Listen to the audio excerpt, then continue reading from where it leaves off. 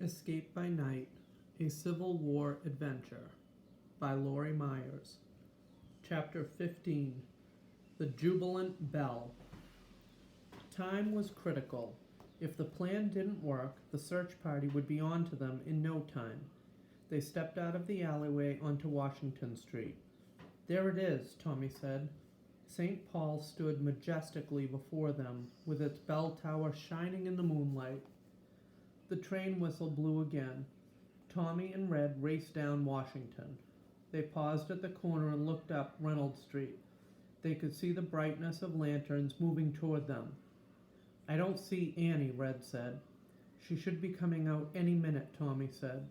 They stared into the darkness. The lanterns grew brighter, the voices of men louder. A gun went off, and Tommy jumped. That's the direction Henry will come from. Do you think they got him? Red shook his head. Henry's a smart man. If anyone can make it, he can. There's Annie, Tommy said. They could barely make her out in the distance. Then they heard barking. That's Samson, Tommy said, his heart filled with pride. Samson barked and barked and barked again. Good dog, Tommy whispered.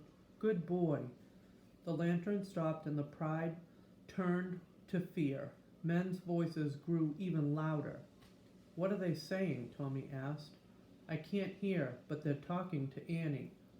Red, what if they don't believe her? I trust Samson. Listen, he's still barking. He's putting up a big stink. They have to think something is wrong. A man in the group suddenly yelled, and the group turned. They're headed in the opposite direction, Red said. I knew we could count on that dog of yours. Tommy and Red ran across Reynolds Street and collapsed in the bushes beside St. Paul's. They crawled on hands and knees along the side of the church until they reached the corner. They peered out of the bushes. There before them stood two giant railroad trestles, like gray monster snakes slinking their way to South Carolina. You better go, Tommy whispered. The train is coming, and those men could be back any time. I can't leave without Henry, Red said. What if Henry didn't make it? Tommy asked. I won't leave until I'm sure. Let's go back up Reynolds and look for him. Tommy couldn't believe what he was hearing. Here they were. They had made it all the way, free and clear, and Red was talking about going back? We can't, Tommy said. The bushes behind St. Paul's stirred, and Henry appeared. Henry, it's you, Tommy said. Sure is, Henry said. You're going to be free, Tommy said. Henry smiled. I've been free in Christ. Now I'll be free in this world.